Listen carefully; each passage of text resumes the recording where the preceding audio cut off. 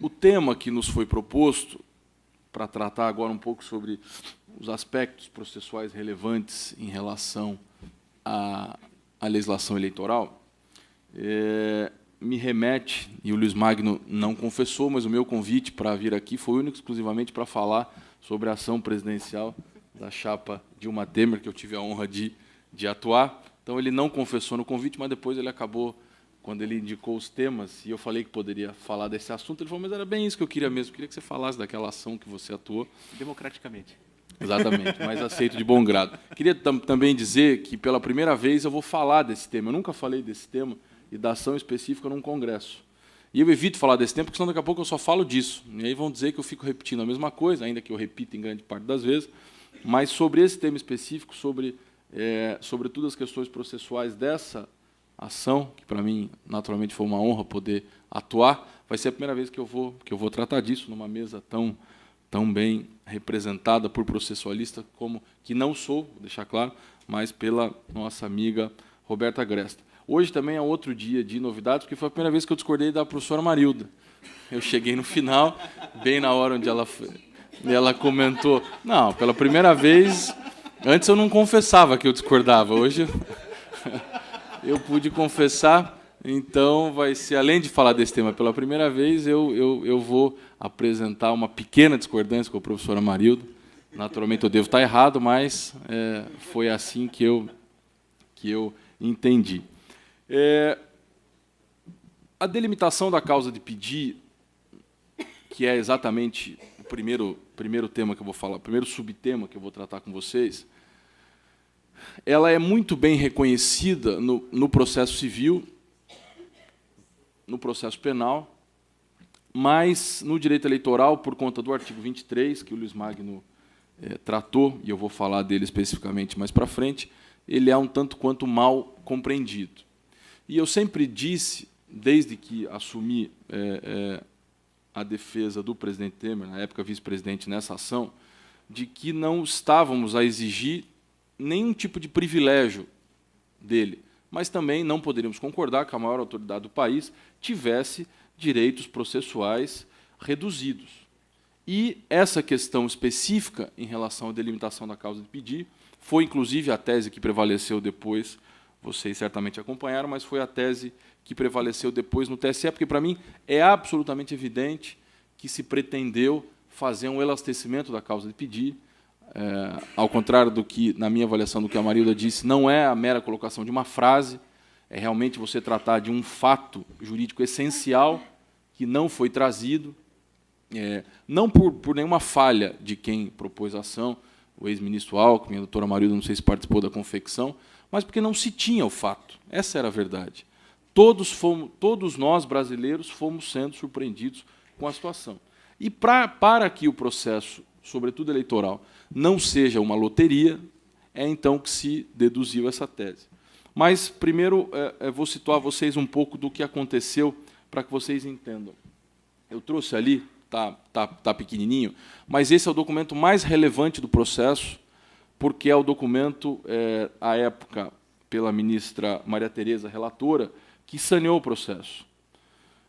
Em abril de 2016, esse processo também tem uma outra peculiaridade. Nós tivemos 3 relatores desse processo. Primeiro foi o ministro Noronha, que era corregedor, que acompanhou a primeira fase, fez algumas oitivas, eu ainda não estava no processo, fez algumas oitivas. Aí nós tivemos a segunda fase, iniciada pela ministra Maria Tereza, terminada pelo ministro Herman. Nessa segunda fase, no início, quando foram surgindo fatos novos relativos à Petrobras, foi se pretendendo ouvir mais gente. Uma pessoa falava de outra, outra falava de outra, e aí, como testemunha referida, todas essas testemunhas estavam sendo ouvidas. No início dessa segunda fase, estava tudo ok, e nós, então, peticionamos para dizer o seguinte, olha, até aqui era algo relacionado à inicial. Na verdade, não é a inicial, são as iniciais. Esse é outro equívoco também que se tem, em grande parte cometido pela imprensa, que não revelou, mas não era uma ação, eram 4 ações, todas conexas, com objetos comuns, e então a ministra Maria Tereza produziu esse documento que está aqui, está pequeno para vocês, mas onde ela aponta os 23 fatos tratados nessas 4 petições iniciais, e ela, nas colunas com X, ela marca quais fatos eram continentes em relação a cada uma dessas ações. Então, esse é o documento que nos permitiu, na sequência, e ele foi produzido a partir de uma manifestação nossa, no sentido de que aquilo que estava se buscando naquele momento do processo, isso era abril de 2016, aquilo que estava se buscando no processo não havia relação com a petição inicial. E o que estava se buscando? O item 17, que está colocado ali, vocês não vão conseguir enxergar, mas eu leio para vocês, diz, ali então são 23 fatos elencados nessas 4 ações. O item 17 faz referência ao recebimento de doações oficiais e empreiteiras contratadas pela Petrobras como parte da alegada distribuição de propina. O que a inicial revelou era o seguinte, olha, essas empresas tinham contrato com a Petrobras, e como tinham contrato com a Petrobras, parte disso era revertido aos cofres do partido e ou da campanha, no caso especificamente em relação à campanha. Depois se tentou buscar também doações em anos anteriores. Então, esse era o fato que se tinha na petição inicial e pelo qual nós nos defendemos em fevereiro de 2016. Então, nós apresentamos para mostrar que não havia doações legais de empreiteiras para a campanha ou para a chapa presidencial, vamos falar assim, para a chapa presidencial em 2016. Na instrução, a segunda fase, iniciada pela ministra Maria Tereza, terminada pelo ministro Herman, todos os ouvidos, absolutamente todos, em sua grande maioria delatores, portanto, não poderiam faltar com a verdade na Justiça Eleitoral, ainda que tivessem faltado com a verdade para a Justiça Federal, não poderiam faltar com a verdade, enfim, teriam que confirmar a mentira que contaram para a Justiça Federal, se é que aquilo lá era mentira. Mas, enfim, todos foram unânimes em dizer o seguinte, não houve um único centavo de propina para as eleições de 2014. Houve em 2012, houve em 2010, houve em 2008, houve em 2006. Porque eles são bonzinhos? Não, porque a partir de 2014 começou a Lava Jato. Iniciada a Lava Jato, todo mundo recuou. E no recuo não houve doação, isso está claro. Não houve, todos os delatores e todos aqueles ouvidos deixaram claro, não houve um único centavo de propina nas eleições de 2014. O que houve foram doações legais, voluntárias, e aí todos explicaram aquela natural interesse num governo que tinha tudo para se reeleger, mas interesses esses, mantida a legalidade da doação de pessoa jurídica, até então legítimos. Então, essa segunda fase foi terminada com essa situação. Aí se iniciou uma terceira fase, onde testemunhas referidas nessa segunda fase foram ouvidas e igualmente mantiveram essa versão. Pois bem, no início de 2017, estamos em 2018, no início de 2017, vaza o depoimento, a delação do Marcelo Odebrecht e do grupo Odebrecht, mas vazou ali do Marcelo Odebrecht e do Cláudio Mello, que era um diretor. A partir desse vazamento, nós também apontamos essa suposta ilegalidade, que não precisou ser enfrentada. A partir desse vazamento, o ministro Herman, relator, toma conhecimento, então, de que havia mais fatos. Havia mais fatos. Então, vamos ouvir esses delatores. E aí, esse processo, que era um processo mais importante da história da Justiça Eleitoral, se tornou o processo mais importante do país, porque foi nele a primeira vez que se tornou público, ou que se pôde ouvir o Marcelo Odebrecht, e, consequentemente, os depoimentos foram vazados de forma imediata, praticamente, não se sabe por quem, mas foram vazados de forma imediata, e se tomou conhecimento, então, basicamente, de 3 situações.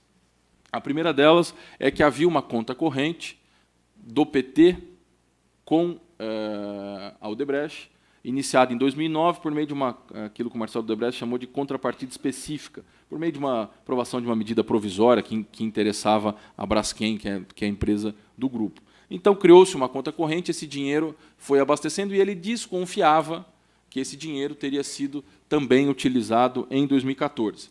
Desconfiava ele em relação aos pagamentos do João Santana e da Mônica Moura, os marqueteiros do PT. E a terceira coisa é que também esse dinheiro teria sido utilizado para compra de apoio político dos partidos que integraram a coligação presidencial. Então, aqui é preciso colocar um freio. E aqui foi onde nós, de novo, nos resignamos. Nada Absolutamente nada disso estava na petição inicial. Porque houve um equívoco? Não. Porque não se tinha conhecimento desses fatos lá atrás. E, como bem disse a doutora Marilda, naquilo que eu concordo muito, o processo não é uma loteria. Não se pode entrar com um processo, uma ação de investigação, ou uma ação de impugnação, ou um recurso contra expedição de diploma, quando tinha mais cabimento lá atrás, alegando, olha, eu acho que houve abuso de poder econômico, acho que houve abuso de poder político e acho que houve caixa 2. Joga os três temas e espera para ver a instrução no que vai acontecer. Não é possível que isso aconteça. Então, nós apontamos, olha, esses 3 fatos aqui, ditos naquilo que eu chamo de quarta fase, pelo Marcelo Odebrecht, não tem absolutamente nenhuma relação com a petição inicial. Esses fatos surgiram 1 ano depois de que nós apresentamos a defesa. Eu não tive condição de me manifestar. Aliás, sequer ele deveria ter sido ouvido nesse processo. Mas o fato é que, enfim, isso se tornou um processo naturalmente político, então nós fizemos esse apontamento. Agora, por que isso não pode... Por que não é possível fazer a loteria? Por que não é possível que fatos novos sejam incorporados ao longo do processo sem que haja relação com o processo inicial? Por uma razão muito simples. Nós optamos, e o legislador constituinte brasileiro optou, por estabelecer prazo decadencial para a propositura de ações eleitorais. Há um prazo decadencial superado o qual não é possível mais que se questione, do ponto de vista civil eleitoral, essas ações. É possível que se proponha ações criminais. Eu vou falar, se tiver tempo, um pouquinho mais à frente. Mas não é possível que se proponha. E por que isso é feito? Porque houve uma prevalência, houve uma opção clara do legislador pela estabilidade do mandato. Não é possível que nós passemos 4 anos do mandato que o chefe do Poder Executivo ou qualquer outro mandatário passe 4 anos sendo ameaçado da propositura de uma ação. Ou que se guarde, então, numa linguagem tratada já pelo TSE, ou que se tenha um armazenamento tático de provas, onde eu guarde essa prova para, no último ano de mandato, eu resolvo, então, propor uma ação eleitoral. E isso foi feito